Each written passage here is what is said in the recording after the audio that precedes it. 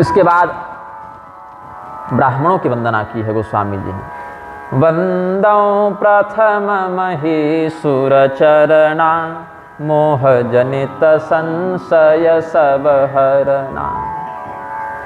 ब्राह्मण का कर्तव्य क्या है? ब्राह्मण के 3 स्तर होते हैं। ऐसे तो 10 विध ब्राह्मण भी शिवपुराण इत्यादि में बताए गए हैं, लेकिन 3 प्रकार के स्तर ब्राह्मण के प्रधानता से शास्त्रों में भी वर्णित हैं और समाज में भी देखने को मिलते हैं। एक है जाति ब्राह्मण। जाति ब्राह्मण से तात्पर्य है कि ब्राह्मण कुल में जन्म हो गया, शरीर उसको किसी पूर्वकृत पुण्य के माध्यम से ब्राह्मण कुल में मिल गया। ये जनसामान्य की बात हो गई। इसमें और कोई विशेषता नहीं है। पूर्व जन्म के किसी पुण्य के फलस्वरूप भगवान ने उसको ब्राह्मण कुल में भेज दिया, इसके अतिरिक्त और कोई विशेष बात उसमें नहीं है। फिर दूसरे होते हैं शास्त्र सिद्ध ब्राह्मण, कि ब्राह्मण कुल में जन्म भी लिया और परंपरा से शास्त्रों को पढ़ा भी उन्होंने, तो विद्वान भी हुए, तो और ऊंचे स्तर के वो हो गए। और तीसरे हो गए तत्वनिष्ठ ब्राह्मण, कि केवल शास्त्र पढ़ा नहीं अपितु परमात्मा के विवेक से युक्त हो गए, ब्रह्मनिष्ठ हो गए, तो ये सर्वोच्च हो गए।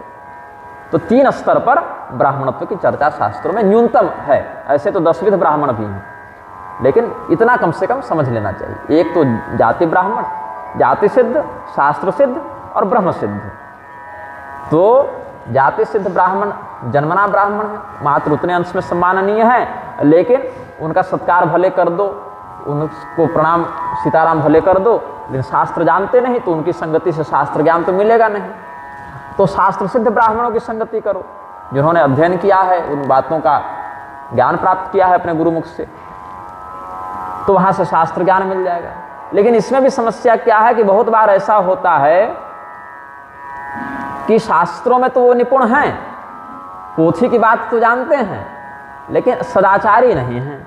कुछ भी खाएंगे, कुछ भी पिएंगे। अब पोथी पढ़ लेना अलग विषय है, और संयम पूर्वक तपस्या पूर्वक जीवन को व्यतीत करना अलग विषय होता है। तो शास्त्रों के अक्षरों का तो ग्रहण कर लिया, लेकिन तात्पर्य का ग्रहण नहीं किया। अक्षर राशि शब्द राशि का तो संग्रह कर लिया, लेकिन शास्त्र का जो लक्ष्यार्थ था परमात्म बोध से वो वंचित रह गए। तो किस ग्रंथ में क्या लिखा है इसको तो जानते हैं, लेकिन उसका अनुभव जैसा होना चाहिए वैसा नहीं कर पाते। तो इसीलिए उनको सर्वोत्तम में नहीं गिना। सर्वोत्तम में तो वो है जो शब्द ब्रह्म में भी निष्णात हो और परब्रह्म में भी निष्णात हो। परमात्मा का अनुभव 2 प्रकार से होता है, उस महत् सत्ता का अनुभव 2 प्रकार से होता है। द्वे ब्रह्मणि वेदितव्ये शब्द ब्रह्म परम च यत्, शाब्दे ब्रह्मणि निष्णातः परम ब्रह्माधिगच्छति। 2 प्रकार से अनुभव वेद उपदिष्ट करते हैं, और पुराणों में भी ये बात मिलती है। शब्द ब्रह्म और परब्रह्म, 2 की चर्चा। शब्द ब्रह्म क्या है? परब्रह्म का निरूपण करने वाले वेदादि धर्मशास्त्रों को ही शब्द ब्रह्म कहा जाता है। शब्द हैं इसमें ना, अक्षर हैं, शब्द हैं, श्लोक हैं, मंत्र हैं, तो ये क्या है? शब्द ब्रह्म है। और जो व्यक्ति शब्द ब्रह्म में निष्णात हो जाता है, उस वेद इत्यादि के महत्व को, तत्व को समझ जाता है, वही परब्रह्म के पूर्ण स्वरूप को समझ लेता है। तो श्रीमद्भागवत की परंपरा का यदि स्मरण करेंगे तो जहाँ पर एक प्रसंग आता है कि वेदव्यास जी बड़े व्यथित थे, बेचैन थे, असंतोष था, फिर देवर्षि नारद आकर उनको अपने पूर्व जन्म का वृत्तांत बताते हैं और चतुश्लोकी श्रीमद्भागवत का उपदेश करते हैं। वहाँ पर शाब्दे ब्रह्मणि निष्णात, दोनों लक्षण उसमें दिखता है कि शब्द ब्रह्म में भी वो निष्णात हैं और पर ब्रह्म में भी निष्णात हैं। शब्द ब्रह्म और परब्रह्म दोनों में निष्णात जो व्यक्ति होता है वह पूर्ण गुरु पद का अधिकारी हो जाता है। और यही कारण है 5-5 वर्ष के बालकों को, ध्रुव जी को, प्रहलाद जी को ऐसा प्रशिक्षित कर दिया नारद मुनि ने। अब नारद मुनि का तो स्वरूप बड़ा दिव्य है, बड़ा उत्तम है, यहाँ तक कि जिन्होंने आदि काव्य रामायण की रचना की उनके गुरु भी नारद मुनि थे। भगवान श्री रामचंद्र जी का जो तत्व है, जो कथानक है, वो वाल्मीकि जी को किसने बताया? नारद मुनि ने बताया। तपस्वाध्याय निरतम तपस्वी वाग्विदाम्बरम नारदम परिपप्रच्छ वाल्मीकि मुनि पुंगवम। वाल्मीकि जी ने श्री राम तत्व के विषय में जिज्ञासा कहाँ पूछी? नारद मुनि के पास पूछी। कृष्ण भगवान का जब चरित्र लिखने वेदव्यास जी बैठे तो कहाँ पूछे? नारद मुनि से पूछे। तो नारद मुनि जो वेदव्यास जी के भी गुरु रूप में हैं, वाल्मीकि जी के भी गुरु रूप में हैं, बताइए आजकल उनको जोकर के समान लोग दिखा दे रहे हैं सीरियल में, टीवी में, तो कितना बड़ा अपराध है, कितना बड़ा वैष्णव अपराध है, संत निंदा है। वेदव्यास जी और वाल्मीकि जी को तो उपहास की दृष्टि से नहीं बताते ना, तो उनके गुरु की निंदा कैसे करते हो?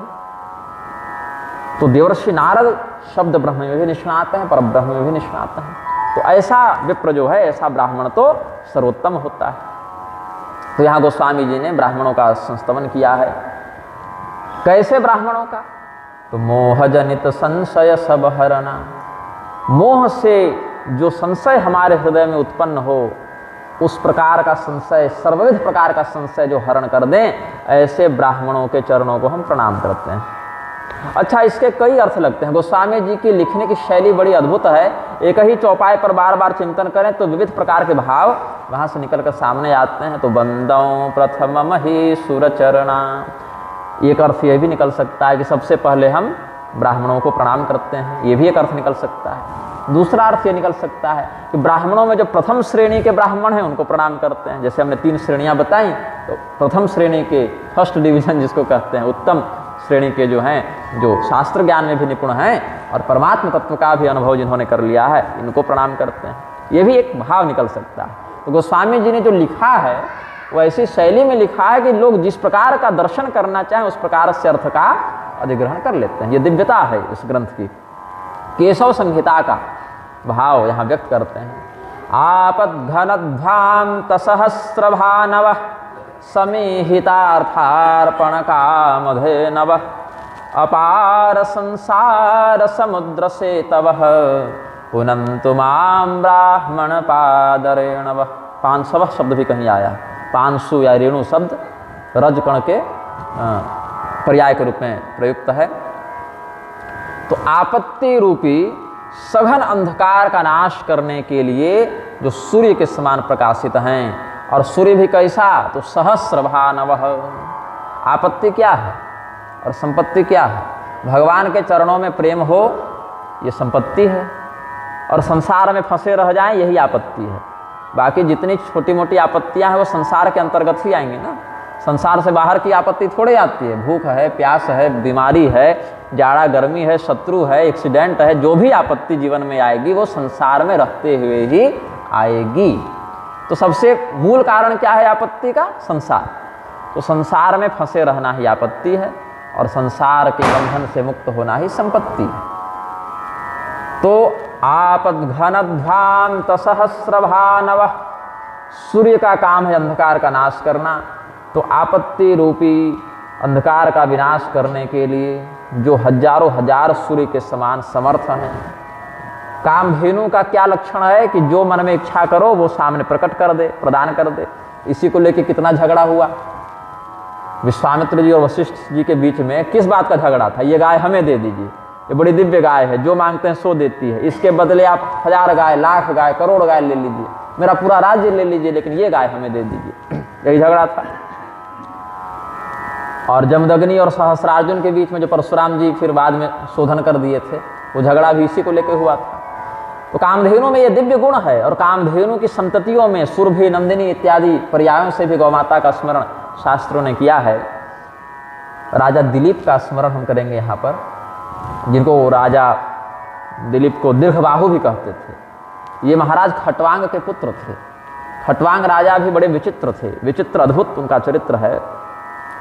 मुहूर्तात् सर्वमुत्सृज्य गतवान भयम हरिम, ये सुखदेव जी महाराज श्रीमद् भागवत में राजा परीक्षित को प्रोत्साहित करते हुए कहते हैं। आजकल मोटिवेशनल स्पीकर्स होते हैं, कोई व्यक्ति बहुत तनाव में हो, बहुत चिंता में हो, तो उसको प्रोत्साहित करते हैं, ढाढ़स बंधाते हैं, अरे चलो ठीक है, बार बार असफल होने पर भी हार नहीं माननी चाहिए, प्रयत्न करना चाहिए, ऐसे प्रोत्साहित करते हैं उसको। तो राजा परीक्षित जब बड़े चिंता में थे कि हमारी आयु 7 ही दिन बची है, 7 दिन के बाद हम मर जाएंगे, तक्षक नाग काट लेगा तो हमारा पतन हो जाएगा, तो बड़ी चिंता में थे। तो उनको ढाढ़स बंधाने के लिए, प्रोत्साहित करने के लिए सुखदेव जी महाराज ने कहा है कि तुम 7 दिन तुम्हारे पास है भाई, भगवान तो जिस पर कृपा करें वो 48 मिनट में, 1 मुहूर्त में भी भगवान को प्राप्त कर गए। तो परीक्षित जी ने पूछा कौन? उन्होंने कहा सूर्यवंश में उत्पन्न महाराज खटवांग। तो महाराज खटवांग क्या थे? अयोध्या के राजा इतने प्रतापी होते थे कि समयानुसार देवताओं की सहायता करने भी स्वर्ग जाते थे। देवासुर संग्राम में देवताओं की ओर से ये धर्म की रक्षा करने के लिए युद्ध करते थे। ये प्रताप था सूर्यवंशी अयोध्या नरेशों का। तो वैसे ही श्रेणी में महाराज मांधाता का नाम आता है, मुचकुंद का नाम आता है और खटवांग का भी नाम आता है। तो खटवांग राजा गए थे देवताओं की सहायता करने के लिए, युद्ध लड़े, विजयी हुए। फिर देवताओं ने कहा कुछ वरदान मांगिए। तो इन्होंने पूछा कि हमारी आयु कितनी बची है, कि उसी हिसाब से वरदान मांगेंगे। तो देवताओं ने कहा कि आपकी आयु मात्र 1 मुहूर्त बची है। 1 मुहूर्त में लगभग 48 मिनट होते हैं, इतनी ही बची है। तो राजा खटवांग बोले कि 48 मिनट के बाद हम मर ही जाएंगे, तो हम क्या आपसे मांग लें? अब धरती के राजा थे ही, अयोध्या के चक्रवर्ती राजा थे, तो पृथ्वी का सारा सुख तो हम जानते ही हैं, और स्वर्ग में भी आप लोगों के साथ रहे तो स्वर्ग का सुख भी अब देख ही चुके हैं। तो हमको न धरती जाना है और न स्वर्ग में रहना है, हमको तो मोक्ष दे दो।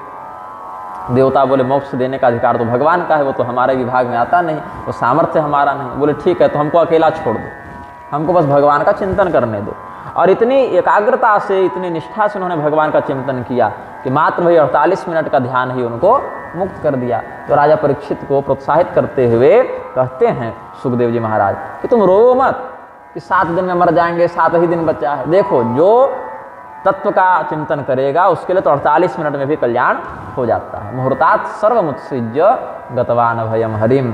देखिए 10 घंटे तक रात्रि हो तो सूर्योदय होने पर 10 घंटा नहीं लगता है अंधकार के निवारण में। वो तो जिस क्षण सूर्य का प्रकाश हुआ उसी क्षण अंधकार चला गया। वैसे ही बहुत जन्म जन्मांतर का भी अज्ञान हो तो उतना समय नहीं लगता उसके शोधन में। जिस क्षण वो ब्रह्म ज्ञान की चिंगारी निकली हृदय में, जिस क्षण गुरु कृपा हुई, उसी क्षण वह जीव मुक्त है, ऐसा समझना चाहिए। क्षिप्रम भवति धर्मात्मा शश्वत शांतिम निगच्छति कौन्तेय प्रतिजाने ही नमे भक्तः प्रणश्यति, ऐसा भगवान ने उद्घोष किया है श्रीमद् भगवद गीता में। तो वही राजा खटवांग का हमने स्मरण कर लिया, प्रसंगवश उधर ध्यान चला गया। उनके पुत्र थे महाराज दीर्घबाहु, जिनको दिलीप राजा भी कहते हैं। निसंतान थे, अपने गुरु जी के पास गए, वशिष्ठ जी के पास गए, गुरुदेव कुछ मार्गदर्शन दीजिए। तो गुरु जी ने कहा कि मेरे आश्रम में ये नंदिनी गाय है, इसको ले जाओ, इसकी सेवा करो। तो कैसी सेवा?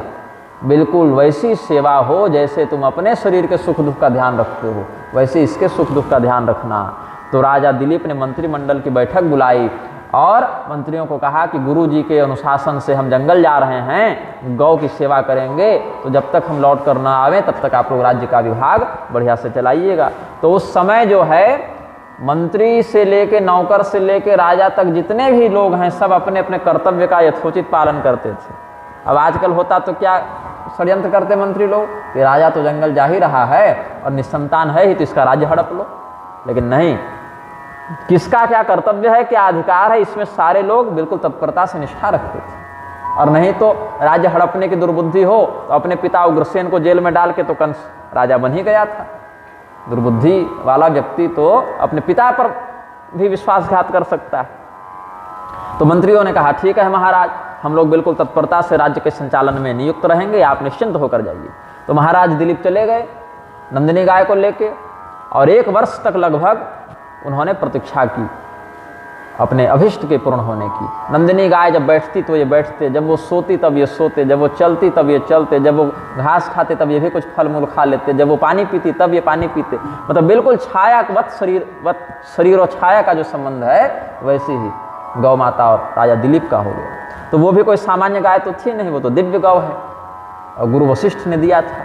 तो एक दिन क्या हुआ, हिमालय, अयोध्या से उत्तर की ओर हिमालय है, तो हिमालय के कुछ क्षेत्रों में, गहन क्षेत्रों में नंदिनी गाय चली गई थी।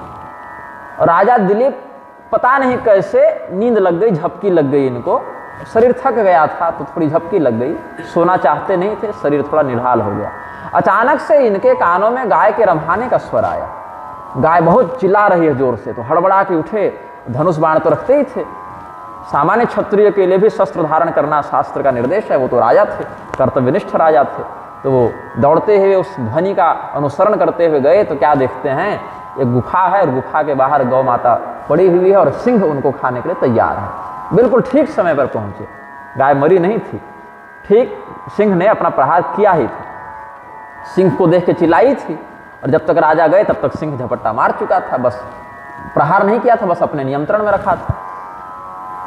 तो राजा दिलीप जब गए हैं और सिंह को मारने के लिए तरकस की ओर हाथ बढ़ाया कि तीर निकाल के अब सिंह को मारेंगे, तो जैसे ही ऐसे तरकस में हाथ किया, वो उनका हाथ तरकस में चिपक गया, वो अस्तंभित हो गया। जैसे लकवा मार जावे तो काम न करे, तो हाथ चिपक गया और सिंह मुस्कुराने लगा, हंसने लगा।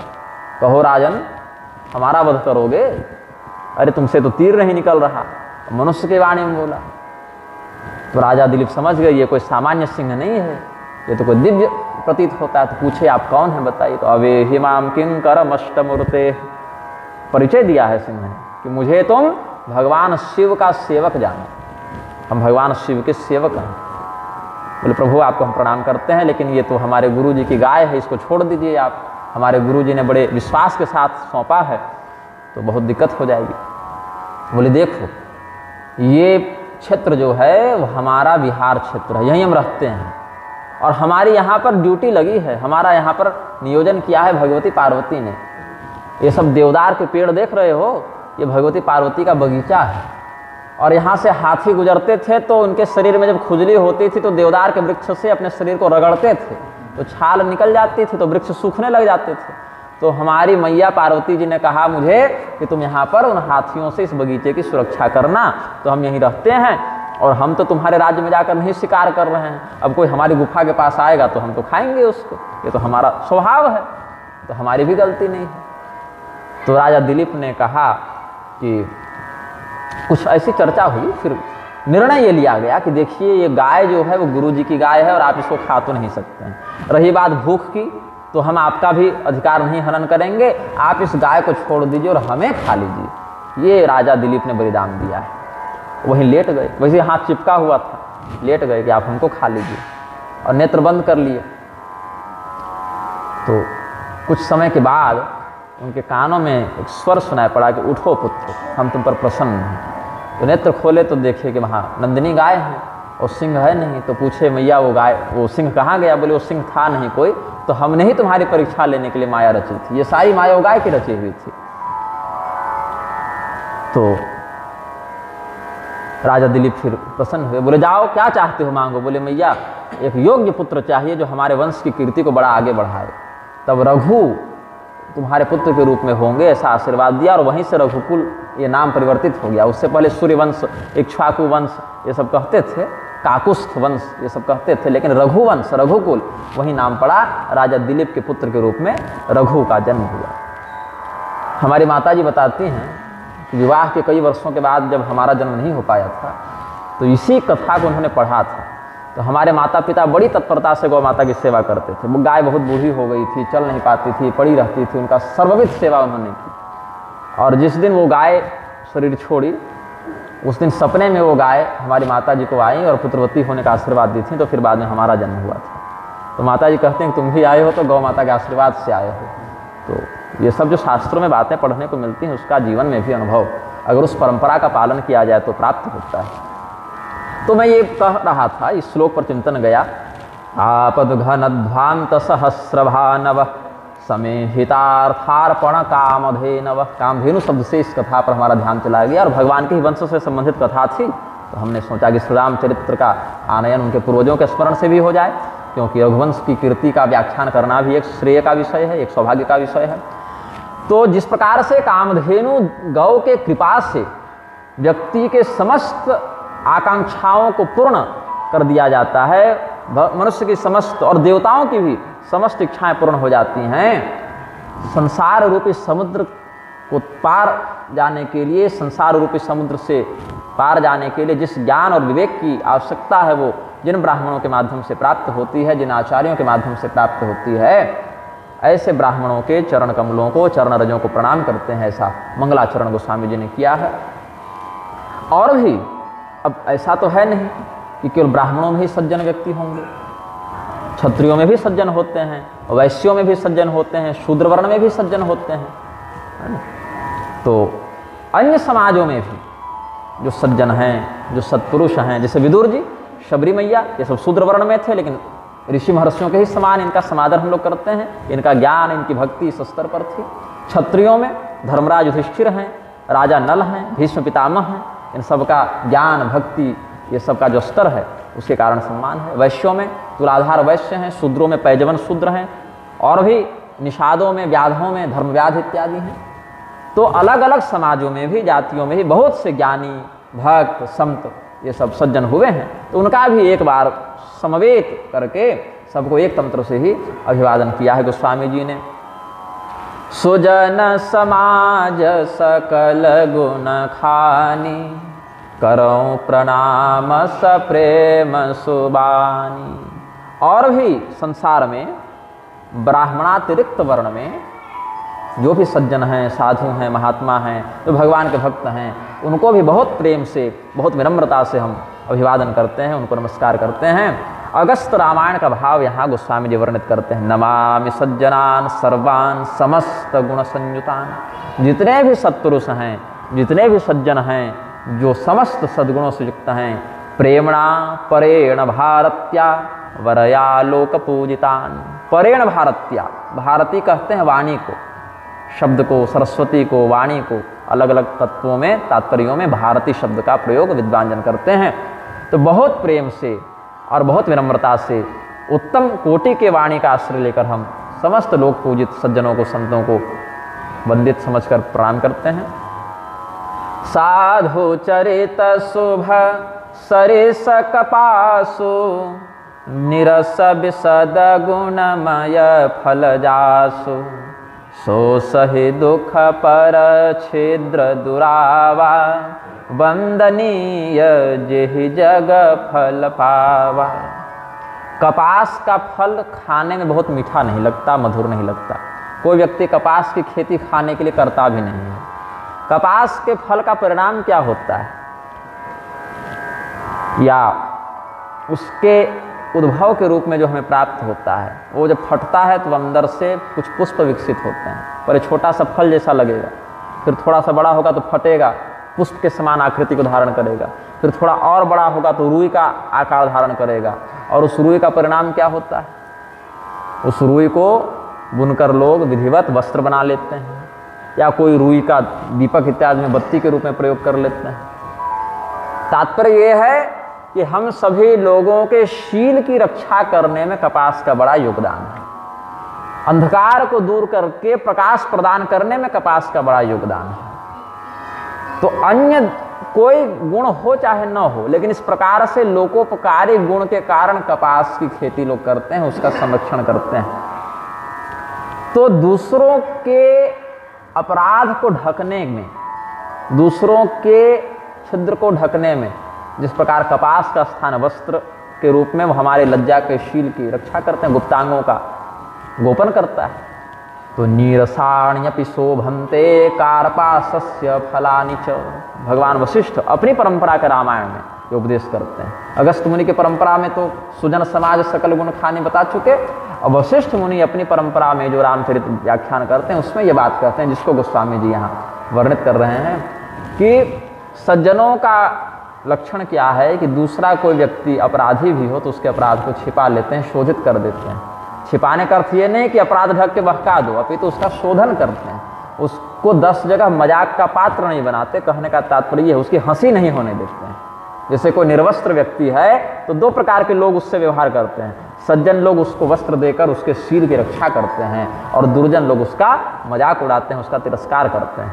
2 प्रकार के लोग होते हैं। किसी नग्न व्यक्ति को देखकर कोई या तो मजाक उड़ाएगा, या तो उसको वस्त्र देकर उसकी लज्जा की रक्षा करेगा। तो सज्जन व्यक्ति लज्जा की रक्षा करते हैं। तो कपास के फलों में कोई विशेष स्वाद तो है नहीं, कोई विशेष पुष्टिवर्धक सुगंधादि का वहाँ पर बोध होता नहीं, लेकिन दूसरे के शील की रक्षा करने के कारण उसकी वंदना होती है। तो दूसरे के छिद्र को, दूसरे के अशुभ पक्ष को भी ढककर उसको शोभनीय बना देते हैं। ऐसे कपास के समान जो संत हैं, जो साधु पुरुष हैं, उनकी वंदना यहाँ पर करते हैं। सताम गुणमयम जन्म परेशाम गुह्य गुप्त, ऐसा गोस्वामी जी वर्णित करते हैं। फिर समस्त संत समाज का अभिवादन वशिष्ठ मुनि के ही सांघितिक मत से करते हैं। वशिष्ठ संहिता का आश्रय लेते हुए आनंद मंगलमय सत्समाजो विराजते, लोके यो जंगमो राम तीर्थराजो निगद्यते। भगवान श्री रामचंद्र जी को वशिष्ठ जी ने बहुत पढ़ाया है, चूँकि कुलगुरु हैं। भगवान को पढ़ने की आवश्यकता है नहीं, लेकिन ज्ञान परंपरा की शुद्धि के लिए गुरु चरणों का आश्रय भगवान लेते हैं, और ये आश्रय जीवन भर लिए हैं। बचपन में जब गुरुकुल गए, गुरुगृह पढ़ने गए रघुराई, तब तो लिया उन्होंने, 2 महीने तक रहे गुरुकुल में। 64 दिनों में 64 विद्याएं भगवान पढ़ लेते हैं। एक सुबह गुरु जी के मुख से विद्या की शुद्धि कर लिए, शाम को परीक्षा दे लिए, निपुण हो गए। तो एक दिन में एक विषय भगवान का तैयार है, वो भी एक मर्यादा रक्षा करने के लिए। आवश्यकता नहीं है, सर्वज्ञ परमात्मा तो ज्ञान का प्रवाह प्रसारित करते हैं, ज्ञान रूपी तो ही पर ब्रह्म है, लेकिन संसार में लोक मर्यादा की रक्षा करने के लिए ऐसा आदर्श प्रस्तुत करते हैं। कृष्ण भगवान भी सांदीपनी जी के यहाँ 64 दिनों में 64 विद्याओं को, 64 कलाओं को प्राप्त किए हैं। तो भगवान श्री रामचंद्र जी जब वापस लौटे, रावण वध इत्यादि करके, लंका विजय करके जब भगवान वापस आए हैं, राज्याभिषेक हुआ है भगवान का, समस्त दिशाओं में मंगल समाचार व्याप्त हुआ। फिर समयानुसार अपने गुरु वशिष्ठ जी के पास सत्संग की अभिलाषा से बैठकर उन्होंने योग वासिष्ठ महारामायण के प्रारूप में तत्व ज्ञान की चर्चा की है, वहाँ से ज्ञान प्राप्त किया है। और वही गुरु वशिष्ठ और भगवान श्री रामचंद्र जी का जो योग वासिष्ठ रामायण में संवाद है, जिसको बाद में वाल्मीकि जी ने लिपिबद्ध किया, वो आज भी भगवत परायण जनों के लिए, मुमुक्षु जनों के लिए, ब्रह्मात्मक के बोध के लिए बहुत बड़ा एक साधन हो जाता है। बहुत गूढ़ विषय है योग वासिष्ठ। अब हमारी महत्वाकांक्षा तो है कि कभी किसी स्थान पर उस पर भी कोई व्याख्यान हो, इच्छा तो होती है, लेकिन न कभी कहने का समय मिले तो कोई सुनने वाला न मिले, तो कभी और कुछ प्रबंध न बने। लेकिन यहाँ कम से कम श्री रामचरितमानस के माध्यम से अलग अलग धर्मशास्त्रों का जो विषयगत सार है, जो गोस्वामी जी लिख गए हैं, उस पर कुछ सत्संग प्रस्तुत करने का अवसर मिल रहा है। तो भगवान श्री रामचंद्र जी को उपदेश देते हुए गुरु वशिष्ठ बताते हैं कि हे श्री राम जी, संत समाज क्या है, वो प्रयागराज के समान है। अलग अलग क्षेत्रों से बहकर आ रही त्रिवेणी वहाँ पर एकत्र हो जा रही है, और वहाँ पर एक ही स्थान पर गंगा यमुना सरस्वती का अनुभव हो जा रहा है, जिसमें कालक्रम से अब कलयुग के लिए तो सरस्वती लुप्त हो गई। दिव्य संतों को, ऋषियों को तो उनका दर्शन सदैव होता है, लेकिन कलयुग में जब अधर्म बढ़े और धर्म घटे, तो जितने तीर्थ हैं, जितने देवता हैं, जितने मंदिर हैं, वो सब अपना अपना तात्विक प्रभाव छोड़कर विलुप्त हो जाते हैं। जैसे भगवान श्री कृष्णचंद्र जब गए तो वृंदावन के तीर्थ लुप्त हो गए थे। बाद में उद्धव जी ने, शांडिल्य मुनि ने अलग अलग तीर्थों को प्रकाशित करवाया, वज्रनाभ के माध्यम से मंदिर बनवाए, तो वो सब तीर्थ जागृत हुए, फिर बाद में लुप्त हो गए। तो कभी चैतन्य महाप्रभु के रूप में संत जन आ जाते हैं, कभी हरिवंश महाप्रभु जी के रूप में आ जाते हैं, कभी वल्लभाचार्य जी के रूप में आ जाते हैं, कभी हरिदास स्वामी जी के रूप में आ जाते हैं, अलग अलग संतों के स्वरूप में आकर। जैसे गोस्वामी जी के समय भी चित्रकूट के बहुत से तीर्थ लुप्त थे, कुंड लुप्त थे, तो गोस्वामी जी वहाँ जाते थे, अनुभव करते थे, फिर बताते थे कि यहाँ पर भगवान ने ये लीला की थी। दर्शन होता था उनको ना, वो दिव्य दृष्टि से वो अनुभव हो जाता था। हनुमान जी भी बहुत कृपा करके बहुत से तीर्थों के विषय में बता देते थे कि यहाँ पर भगवान की ये लीला है। तो गोस्वामी जी ने बहुत से स्थानों पर हनुमान जी के मंदिर भी बनाए थे। अब कथित विकास के नाम पर सरकारें उन दिव्य मंदिरों को तोड़ती जाती है, तो कष्ट होता है बड़ा, तो कुछ मुखर होकर और कुछ मौन स्थिति में विरोध करते हैं। लेकिन शास्त्रीय परंपरा की संरक्षण विधि में आचार्यों को सदैव मुखर होकर अग्रसर होना चाहिए, ऐसा हमारा भाव है। तो वशिष्ठ जी कहते हैं, आनंद मंगलमय सत्समाजो विराजते, लोके यो जंगमो राम तीर्थराजो निगद्यते। तीर्थराज प्रयाग के समान संतों के समाज को बताया है, लेकिन एक भेद बताया। भेद क्या है? प्रयागराज का जो भौतिक अस्तित्व है वो स्थावर अस्तित्व है। मतलब यदि आपको प्रयागराज का लाभ लेना है तो आपको वहाँ जाना पड़ेगा, वो आपके पास नहीं आएगा। उस तीर्थ में स्वयं आपको परिश्रम पूर्वक जाना पड़ेगा। लेकिन समस्त प्रकार के मंगलों को प्रदान करने वाला यह जो संत समाज है, ये संत समाज जो है वह चलता फिरता तीर्थ है, जंगम तीर्थ है, जंगम प्रयाग है। मतलब हो सकता है कि विभीषण जी के समान आप घर में सोए हुए हों और राम राम कह के उठे और सामने हनुमान जी के रूप में कोई संत मिल जाए। सुंदरकांड में प्रसंग होता है, तो ऐसा भी हो सकता है। तो जंगम तीर्थ और स्थावर तीर्थ, नह्यम मयानि तीर्थानि, ये सब जो वचन है भागवत में कि केवल नदियों में बहता हुआ जल ही तीर्थ नहीं होता है, और केवल मंदिरों में पत्थर के रूप में जहाँ प्राण प्रतिष्ठा करके भगवान की अर्चना हो रही, केवल वही देवता नहीं है। अपितु उन देवता के तत्व को हृदय में धारण करने वाले संत भी चलते फिरते तीर्थ होते हैं। ते पुरन तिरुकाले न, ये सब वो सब तीर्थ तो जाने पर परिश्रम से कल्याण करते हैं, लेकिन संत गण तो अतिशीघ्र जंगम भाव से भी कल्याण कर देते हैं। ये सब मार्कंडेय मुनि के साथ जब सत्संग हुआ है महादेव जी का, भागवत महापुराण के 12वें स्कंध में, तो वहाँ ये सब चर्चाएं हुई हैं। तो इसी बात को गोस्वामी जी कहते हैं, मुद मंगलमय संत समाजो जिमि जग जंगम तीर्थ राजू। इस चौपाई में भी एक पाठ भेद मिलता है, कहीं जिमि जग जंगम है और कहीं जो जग जंगम है, ये भी एक पाठ भेद मिलता है। अर्थ वही है, तत्व का निरूपण जो लक्ष्यार्थ है गोस्वामी जी का वही है। अब इसमें एक और भाव व्यक्त होता है हृदय में। तीर्थराज प्रयाग में 3 वेणियां हैं, त्रिवेणी भी कहते हैं। एक वेणी भगवती गंगा के रूप में है, एक भगवती यमुना के रूप में है, एक भगवती सरस्वती के रूप में है, जिनका दर्शन अभी केवल सिद्ध संतों को होता है और जन सामान्य को दर्शन नहीं होता है। अब कुछ काल के बाद जैसा प्रदूषण बढ़ रहा है, जैसा अधर्म बढ़ रहा है, हो सकता है कुछ काल में भगवती गंगा और भगवती यमुना का उपलब्ध स्वरूप भी दुर्लभ हो जाए, ये भी हो सकता है। और जब तक है तब तक उनका शास्त्रोक्त विधि से सेवन करना चाहिए सत्पुरुषों को। और ऐसे तो अनेकानेक संप्रदाय हैं, अनेकानेक उपासना मार्ग हैं, लेकिन 3 उसमें बड़े प्रधान हैं। एक शैव, वैष्णव, शाक्त, ऐसे 3। भगवान विष्णु को केंद्र में रखकर आराधना करने वाले, भगवान महादेव जी को केंद्र में रख के आराधना करने वाले, और भगवती दुर्गा को केंद्र में रखकर आराधना करने वाले। तो 3 प्रधान वेणियां संप्रदाय परंपरा में देखने को मिलती हैं। और इसमें एक निरूपण और किया जाता है। ये उपनिषद का सिद्धांत है कि उमा शंकर योगो यः सयोगो विष्णुरुच्यते। भगवान महादेव और भगवती पार्वती के रूप में जिस परमात्मा का दर्शन होता है, वो जब एक हो जाते हैं, जैसे 2 दिखते हैं, शिव जी और शक्ति, शिव शक्ति के रूप में जो गौरी शंकर के रूप में अलग अलग दिखते हैं, 2 हैं, ऐसा बाहर से लगता है। लेकिन उनका जो तात्विक निरूपण वेदों ने किया, तो कहते हैं वो दोनों जब एक हो जाते हैं, उसी सम्मिलित स्वरूप को विष्णु कहते हैं। उमा शंकर योगो यह स योगो विष्णु रुच्यते। तो अगर भगवान विष्णु की पूजा कर लो तो शिव शक्ति की पूजा का भी लाभ हो जाता है, और भगवान गौरी शंकर का पूजन कर लो अभेद बुद्धि से तो भगवान विष्णु के पूजन का भी फल हो जाता है। और गोस्वामी जी पर तो सबकी कृपा रही ही है। भगवान महादेव जी ने ही तो ये श्री रामचरित्र लिखने का आदेश दिया, सामर्थ्य दिया, तब ये ज्ञान हम तक पहुंचा है। तो इसीलिए शाक्त मत में भगवती सीता जी की आराधना भी है, भगवती राधा की भी आराधना है, भगवती दुर्गा की भी है, भगवती लक्ष्मी की भी है।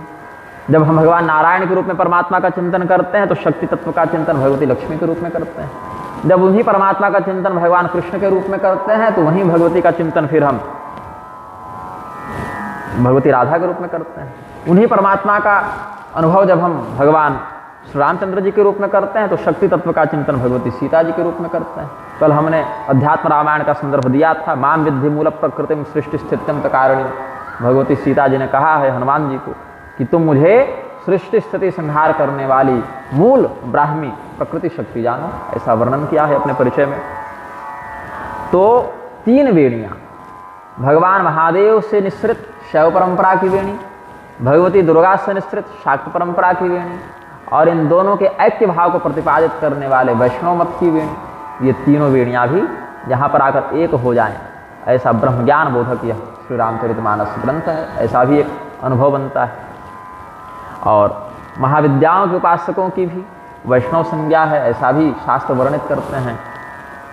आसाम ये साधकास्ते तु सभायाम वैष्णवा मता है, ऐसा महाभागवत उपपुराण में भगवती सती ने भगवान महादेव जी के सामने रहस्य बताया है। अब तीर्थराज प्रयाग के रूप में इस प्रकार से भाव को व्यक्त करते हुए इनका वर्णन गोस्वामी जी अपने दिव्य ज्ञान विधा से करते हैं। अलग अलग वेणियों का भी एक भाव व्यक्त करते हैं। पुलस्त संहिता के मत का आश्रय लेकर इन तीनों वेणियों का वर्णन किया गया है। गोस्वामी जी ने जो यहाँ सरस्वती जी का वर्णन किया, गंगा जी का वर्णन किया, यमुना जी का वर्णन किया, वो वर्णन कहाँ से प्राप्त है? पुलस्त संहिता से प्राप्त है। पुलस्त संहिता में कहते हैं राम भक्तिर यत्रास्ति पुण्या भागीरथि प्रभो विचारो ब्राह्मणश्चैव तत्प्रचारः सरस्वती। ये जो त्रिवेणी है, तीर्थराज प्रयाग के 3 धाराएं हैं, उनमें सरस्वती नाम वाली धारा का क्या लक्षण है? तो जहाँ पर भगवान श्री रामचंद्र जी की सरस्वती और भागीरथी दोनों को एक ही श्लोक में जोड़े हैं, जो कि गोस्वामी जी भी उसी शैली में अनुदित किए हैं इस विषय को। राम भगति जहाँ सुरसरी धारा, सरस्वती ब्रह्म विचार प्रचारा। यहाँ पर कुछ पाठ भेद टंकन दोष इत्यादि भी प्रतियों में हो सकता है, और इनका स्पष्ट दर्शन अभी तो नहीं हो रहा है, क्योंकि ब्रह्म विचार बड़ा गूढ़ भी होता है। ब्रह्म विचार आंतरिक विषय होता है, बाहर से उसका, जैसे भक्ति का बाहुल्य तो बाहर से दिख जाता है भजन कीर्तन इत्यादि के माध्यम से, लेकिन जो ब्रह्म का चिंतन अंदर से होता है वो बाहर से लक्ष्य नहीं होता। इसलिए जड़ भरत जी जब ब्रह्म का चिंतन करते थे अंदर से, तो बाहर से लगता था कोई पागल है, कोई मूर्ख है। सुखदेव जी का चरित्र अलक्ष्य लिंगो निजलाभ तुष्टो, कैसे हैं सुखदेव जी? बाहर से उनका तत्व निरूपित नहीं हो पाता है, अंदर से परब्रह्मनिष्ठ महात्मा है, अवधूत हैं, परमहंस हैं, और बाहर से लगता है कि जो जड़ हैं, मूर्ख हैं, बहरे हैं, पागल हैं। ऐसा भी महात्माओं का लक्षण देखने को मिलता है। क्वचित स्वस्थ, क्वचित भ्रष्ट, क्वचित वेदांत पारग। अवधूत वृत्ति में स्थित महात्मा का लक्षण कहीं कहीं लगता है कि बहुत प्रसन्न है, स्वस्थ चित्त है, कहीं लगता है भ्रष्ट हो गए हैं, और कहीं लगता है कि वेद वेदांत के बड़े निपुण विशेषज्ञ हैं। तो उनका स्वरूप बाहर से सीधे सीधे समझ में नहीं आता है। तो राम भक्तिर्यत्रास्ति पुण्या भागीरथी प्रभु, जहाँ भगवान श्री रामचंद्र जी की भक्ति का बाहुल्य देखने को मिले, वहाँ जानो कि ये भगवती गंगा है। राम भगवती जहाँ सुरसरी धारा, और सरस्वती जी क्या है?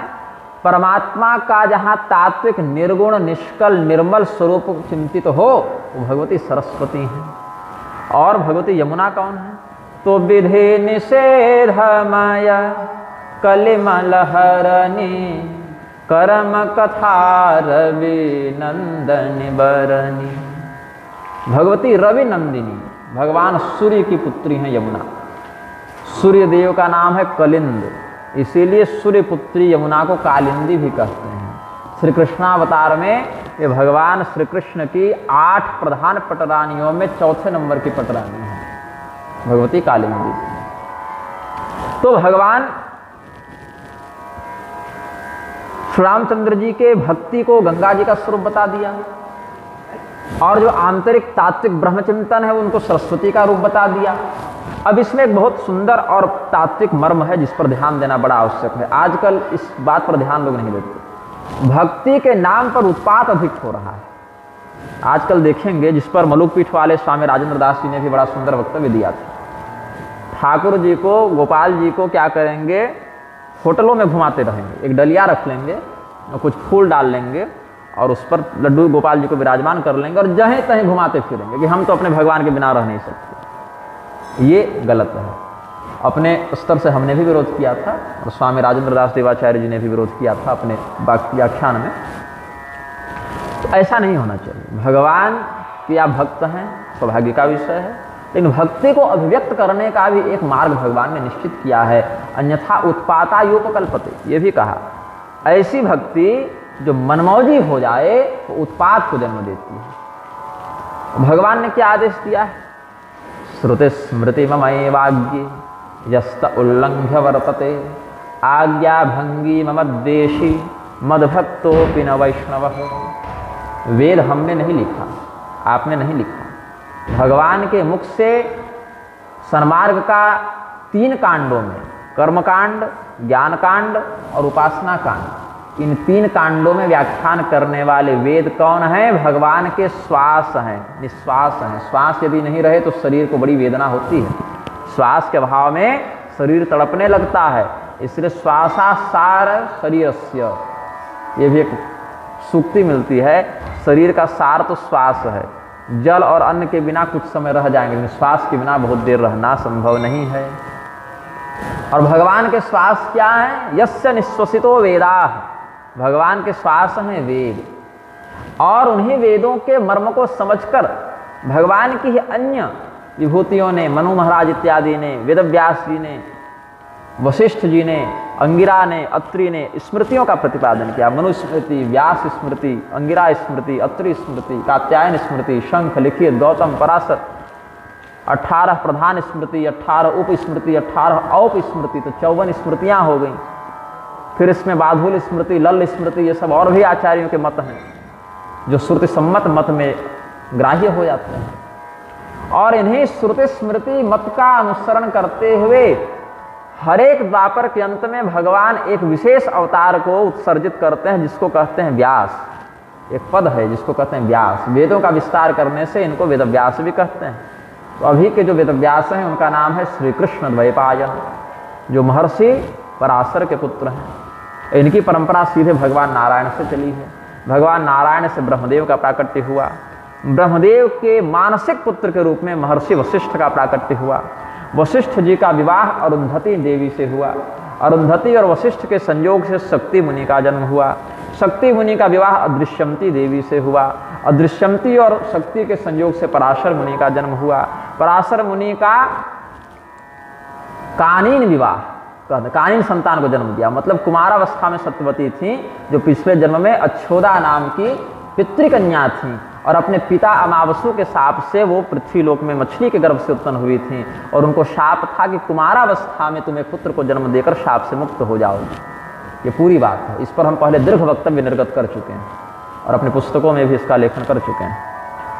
तो बहुत से लोग कहते हैं कि वेदव्यास मछुआरन की संतान थी। ऐसा नहीं है। वो राजा उपरिचर वसु के तेज से उत्पन्न अच्छोदा नाम की कन्या थी, जो अपने पिता के शाप से, अमावसु नाम के उनके पिता थे। वस्तुतः हुआ ऐसा था कि उस कन्या ने अपने पिता को कभी देखा नहीं और देवता बूढ़े होते नहीं, देवता सदैव स्वस्थ और सुंदर होते हैं।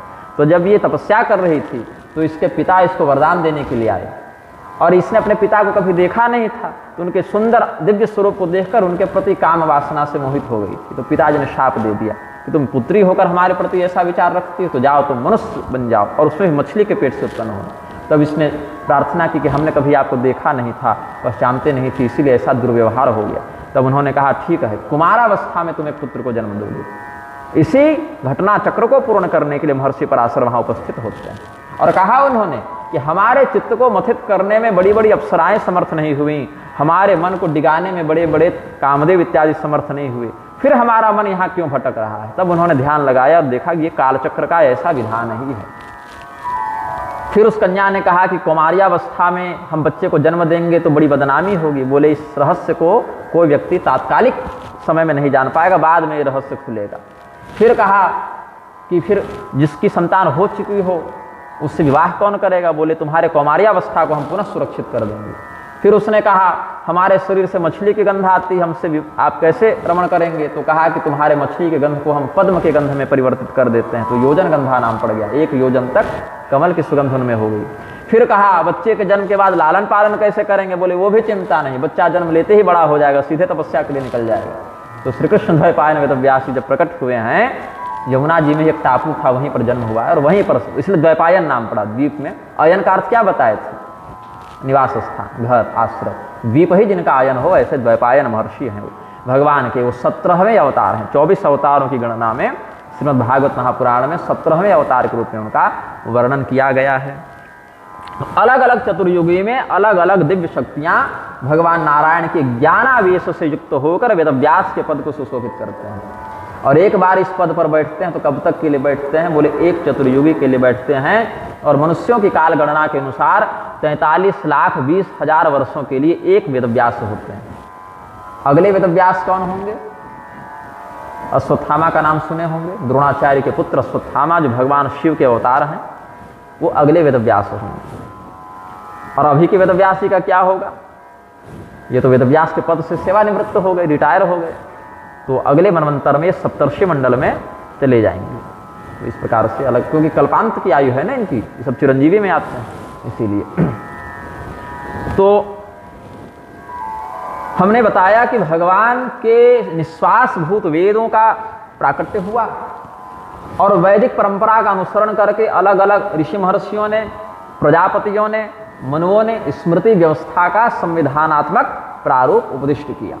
तो स्मृतियों का भी निर्माण हो गया और उसी श्रुति स्मृति परंपरा को विस्तारित करके 5 लक्षण, 10 लक्षण, सर्ग, प्रतिसर्ग, वंश, मनवंतर, वंशानुचरित, ये 5 लक्षण होते हैं पुराणों में।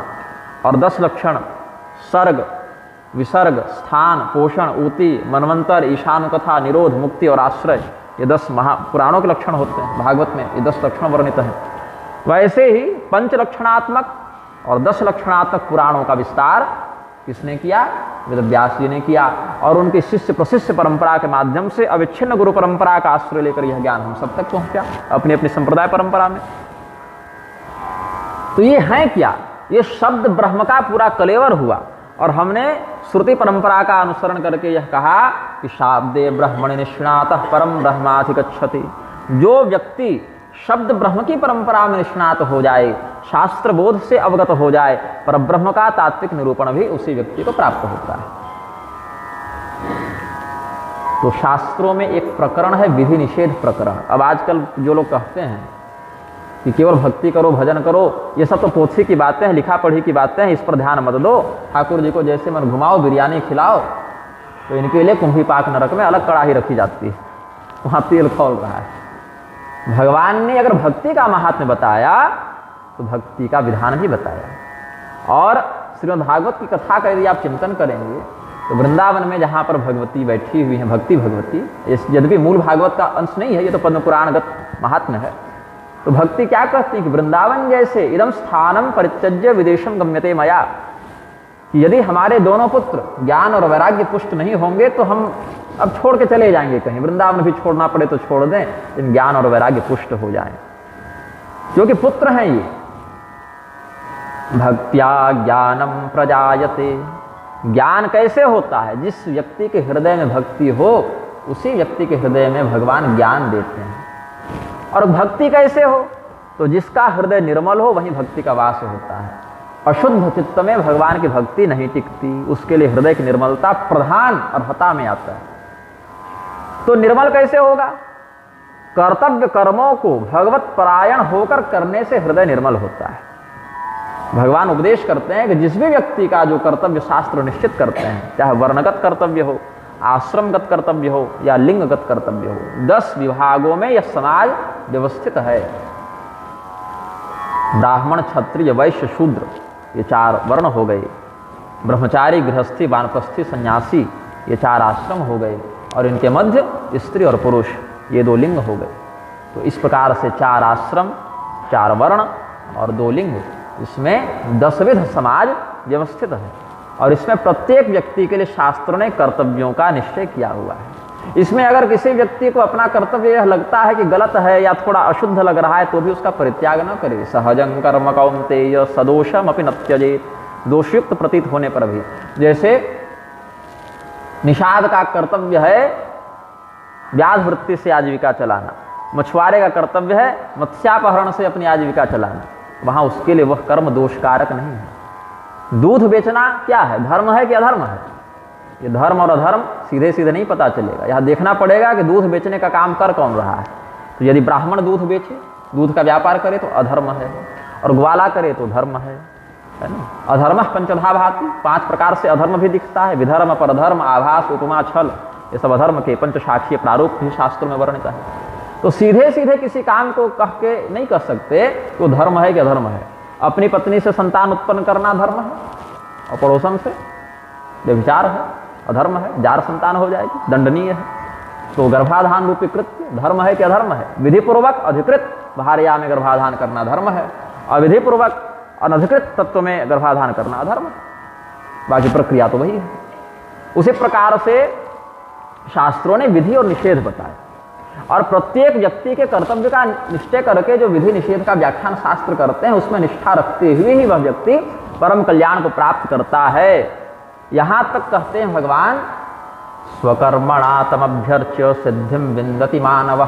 उस परमात्मा की संसिद्धि कैसे होती है? स्वकर्मनिष्ठ व्यक्ति अपने कर्म के माध्यम से ही परमात्मा का सानिध्य प्राप्त कर लेता है।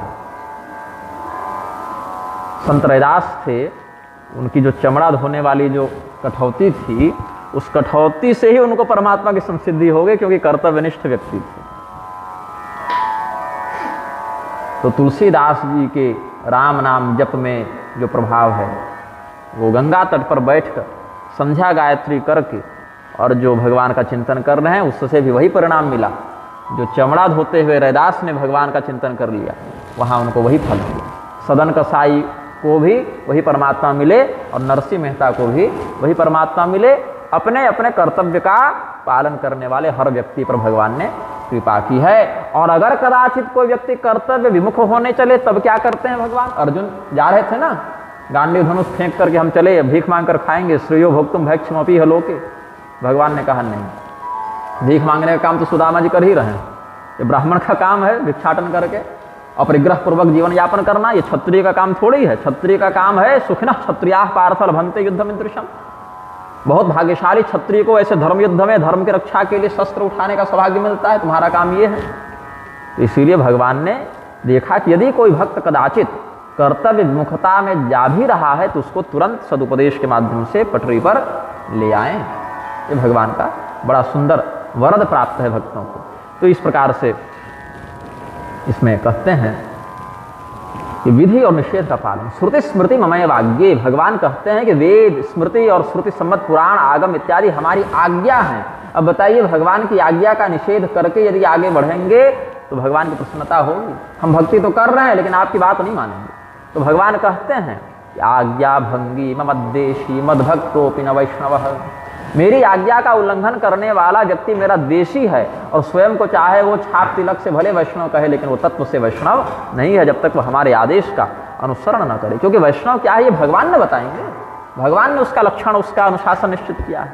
तो इसीलिए विधि निषेध जो है शास्त्रों में और जो कर्म प्रारब्ध की कथा है उसी को यहाँ यमुना जी के रूप में व्यक्त किया गया है। विधि निषेधमय कलिमल हरणी कर्म कथार विनंदिनी बरनी। और पुलस्त संहिता में ये सिद्धांत कैसे प्रतिपादित है?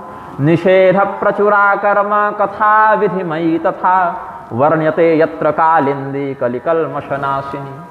यहीं से गोस्वामी जी ने इस सिद्धांत का अधिग्रहण किया है। अब हरिहर कथा विराजति बेनी सुनत सकल मुद मंगल देनी।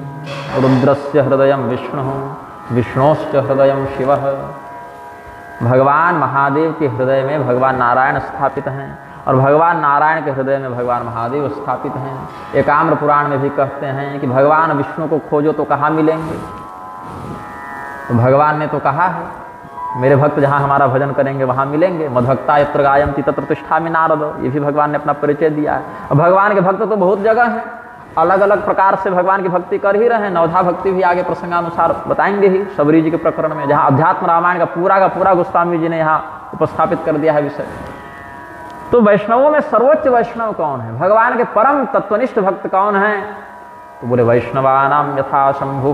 भगवान महादेव जी परम वैष्णव हैं, उनसे बड़ा विष्णु भक्त कोई नहीं, उनसे बड़ा श्री राम तत्व का मर्मज्ञ कोई नहीं। भगवान महादेव ही परम वैष्णव हैं और भगवान नारायण ही परम शैव हैं। शिव तत्व का भी जो अनुभव भगवान नारायण कर दें वो दूसरा नहीं कर सकता। किंवा हम तो समझते हैं कि जब भगवान शिव अपने भक्त पर बहुत प्रसन्न हो जाते हैं, बिल्कुल निछावर कर दें, लुटा दें सब कुछ इस पर, ऐसा अनुग्रह करते हैं, तब उसको विष्णु तत्व का उपदेश कर देते हैं, उसको राम नाम का उपदेश कर देते हैं। और भगवान नारायण किसी पर अत्यंत प्रसन्न हो जाए, हृदय से उसके प्रति प्रेम भगवान कर बैठे, तो उसको शिव तत्व का रहस्य प्रदान कर देते हैं। ऐसा हमारा आचार्य अनुग्रह से चिंतन है। तो भगवान नारायण का परिचय कहाँ मिले, कहाँ भगवान वास करते हैं? तो एकाम्र पुराण में इसका उत्तर है शिवदेहगतो विष्णु। बाहर से देखने पर भगवान शिव का शरीर जैसा दिखता है, उसको समझ लो कि वो घर है भगवान नारायण का। बाहर से जो भगवान शिव का शरीर है ना, त्रिशूल है, डमरू है, नाग लपेटे हैं और जटाजूट है, चंद्रमा है, वो घर है। किनका घर है? उस घर में रहते कौन? बोले शिवदेहगतो विष्णु। उनके शरीर के अंदर भगवान नारायण रहते हैं। तो इसीलिए हरिहर भगवान में जिसकी अखंड भक्ति हो वही इस कथा का अधिकारी है, वही इस कथा के तत्व को समझता है और समस्त प्रकार के हर्ष को, मंगल को, आनंद को ये कथा प्रदान करती है। तो हरिशंकर योर यत्र कथा वेणी विराजते या वै श्रवण मात्रेण हर्ष मंगलदायिनी। अब तीर्थराज प्रयाग से जब उपमा दे रहे हैं तो अगल बगल के विषयों का भी अक्षय वट का वर्णन किया बट विश्वासो अचल निज धर्मा तीर्थ राज समाज सुकर्मा स्वकीयो यस्तु विश्वास स्वक्षयो बट उच्यते क्षेत्रस्याचलता धर्मः पुण्यात्मानः समाजिनः। पुण्यात्माओं का यह जो समाज है, बुध मंगलमय संत समाजो, धर्मात्माओं का, सज्जनों का यह जो समाज है, इसमें स्वधर्म पर जो विश्वास है, स्वधर्मे निधनम श्रेयः परधर्मो भयावह। अपना जो वर्ण धर्म है, आश्रम धर्म है, कुल धर्म है, संप्रदाय का जो आचार सिद्धांत है, अलग अलग संप्रदाय में आराधना में कुछ भेद होता है, उसका वैशिष्ट्य है वह, तो ये सब में विश्वास, अचल विश्वास, अक्षय विश्वास, जो कभी क्षय नहीं हो, कमजोर न पड़े, घटे नहीं, वही अक्षय वट के रूप में यहाँ पर लक्षित किया गया है। और यह विश्वास कि अमुक कर्म को करने से हमें अमुक परिणाम की प्राप्ति होगी, भगवान ने यह कहा है तो यह हमें प्राप्त होगा। इसीलिए नाम की महिमा में संदेह करना भी एक अपराध बताया गया है। भगवान के कथा के महात्म्य में संदेह करना भी अपराध बताया गया है। तो बट विश्वासु अचल निज धर्मा, भगवान ने कहा चारों वर्ण आश्रम लिंगादि में जो समाज हमारे द्वारा व्यवस्थित है, अनुशासित है, उसमें जिसके लिए जो कहा गया है उसका वही कर्तव्य है, उसका वही धर्म है, उसका वही अनुशासन है। और स्वे स्वे कर्मण्यभिरतः संसिद्धिं लभते नरः, अपने अपने स्वकर्म में निष्ठा रखकर ही व्यक्ति हमें प्राप्त कर लेता है। यहाँ तक भी भगवान ने कहा स्वकर्मण आत्मभ्यर्च्य सिद्धिं विन्दति मानवः, तुम जो कर्म कर रहे हो उस कर्म से ही, स्वगत जातिगत कुलगत कर्म यदि वह है तो वह हमारी ही साधना का एक अंग है, ऐसा समझना चाहिए। सब ही सुलभ सब दिन सब देशा सेवत सादर समन कलेशा। पुलस्त संहिता का ही सिद्धांत यहाँ भी तक वर्णन किया है गोस्वामी जी ने। सर्वेषां सर्वदेशेषु निखिलेषु दिनेषु च सुलभः सेवनम चास्य सादरम क्लेशनाशनम। अब प्रयागराज में क्या है ना कि बरसात में बाढ़ आ जाती है तो कुछ घाट डूब जाते हैं, नदी का जल बढ़ जाए तो कुछ घाट डूब जाए तो वैसा अभिष्ट सेवन न हो सके।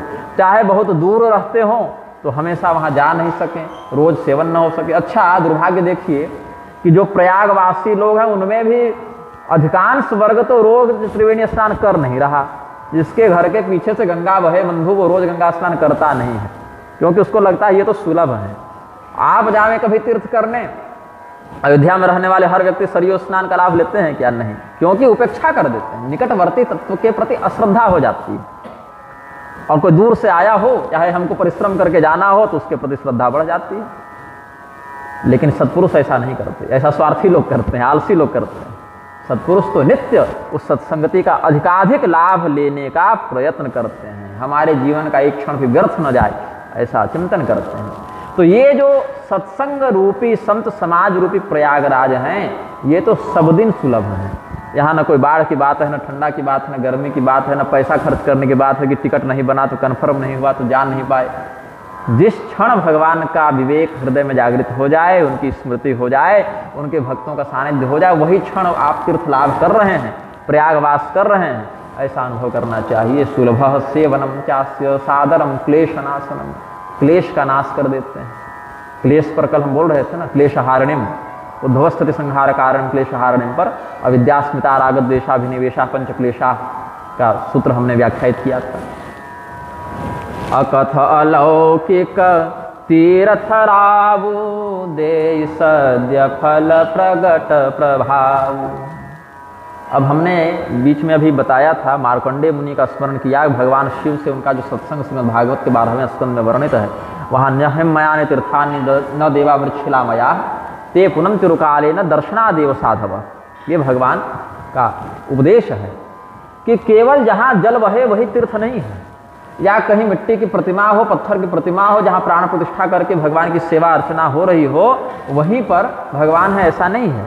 अपितु वहाँ तो हैं, लेकिन केवल वही है ऐसी बात नहीं। साथ ही इन स्थानों पर जाना पड़ता है, परिश्रम करना पड़ता है, और तब दीर्घ काल के सेवा के बाद इनका लाभ प्राप्त होता है। लेकिन सज्जन तो दर्शन मात्र से व्यक्ति को पवित्र कर देते हैं।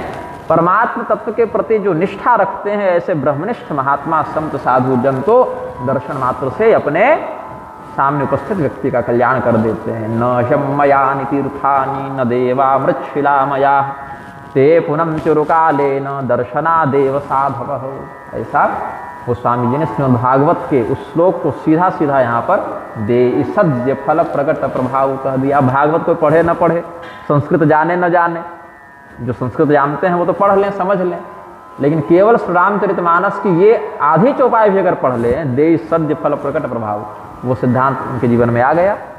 ये प्रतिज्ञा जो गोस्वामी जी की है कि नाना पुराण निगमागम सम्मतम यद रामायणे निगदितम क्वचिदम यतोपि, ये प्रतिज्ञा एक एक अक्षर में श्री रामचरितमानस में आलोकित होती प्रतीत होती है।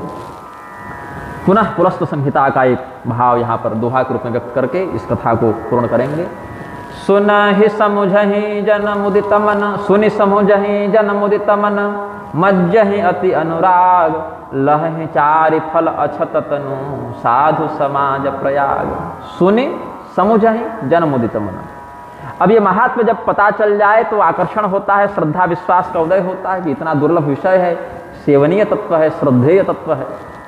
तो जो सज्जन हैं, जो हृदय से भगवान के प्रति प्रेम का भाव रखना चाहते हैं, वो इस प्रयाग का कभी परित्याग नहीं करते, सत्संगति का कभी परित्याग नहीं करते, सदैव इसका सेवन करते हैं, इसमें स्नान करते हैं, इसके तट पर जप करते हैं, तर्पण करते हैं, भगवान का भजन करते हैं और चारों प्रकार के फल को प्राप्त करते हैं। ये नहीं केवल मोक्ष, अपितु धर्म, अर्थ और काम, इन पुरुषार्थों को ही प्राप्त करते हैं।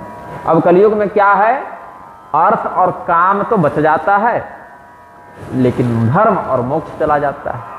इधर से भी गायब हो गए, उधर से भी गायब हो गए, बीच के केवल अर्थ और काम बच गए।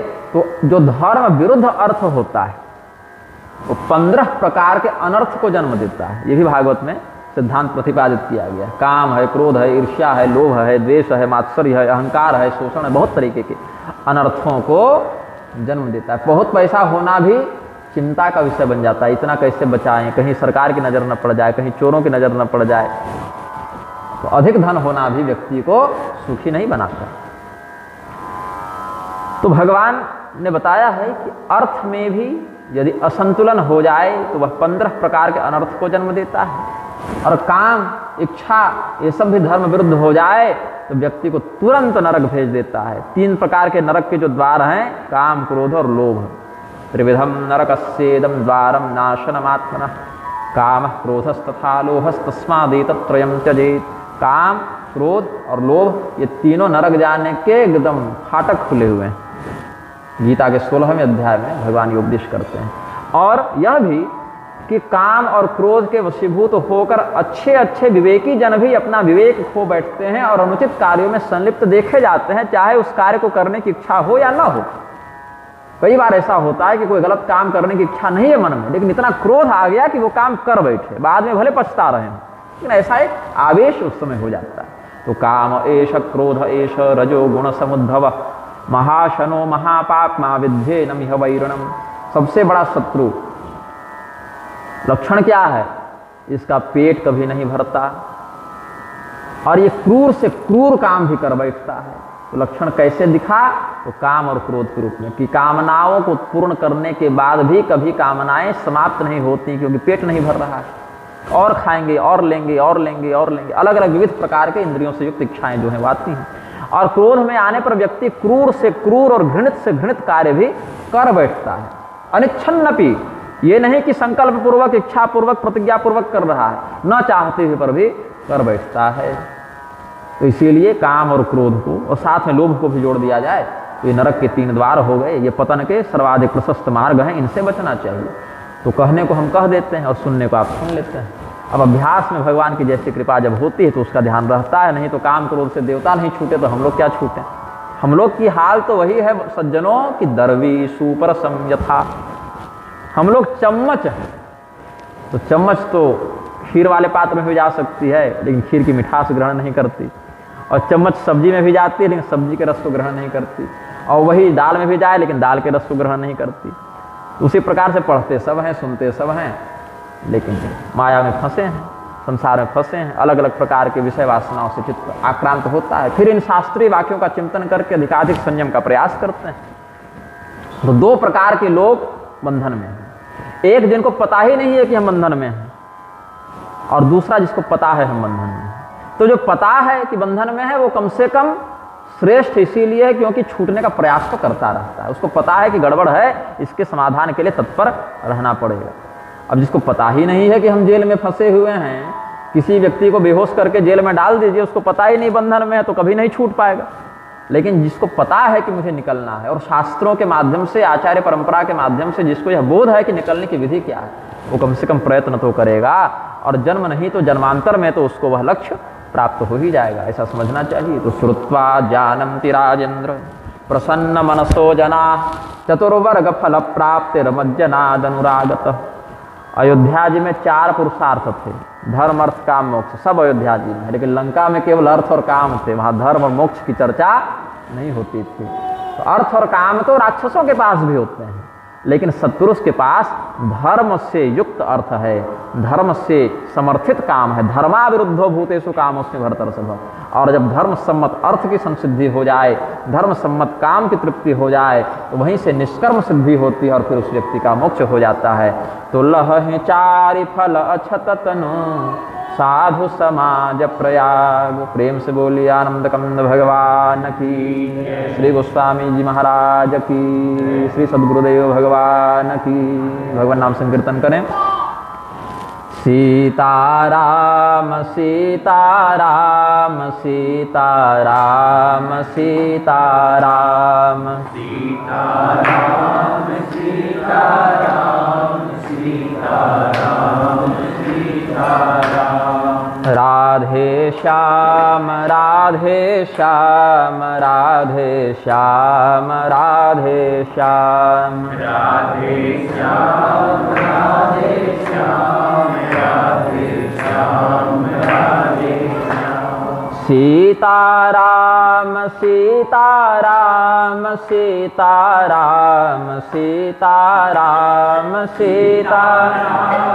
सीताराम सीताराम सीताराम। राधे श्याम राधे श्याम राधे श्याम राधे श्याम राधे श्याम राधे श्याम राधे श्याम राधे श्याम। सर्वे भवन्तु सुखिनः, सर्वे सन्तु निरामयाः, सर्वे भद्राणि पश्यन्तु, मा कश्चित् दुःखभाग् भवेत्।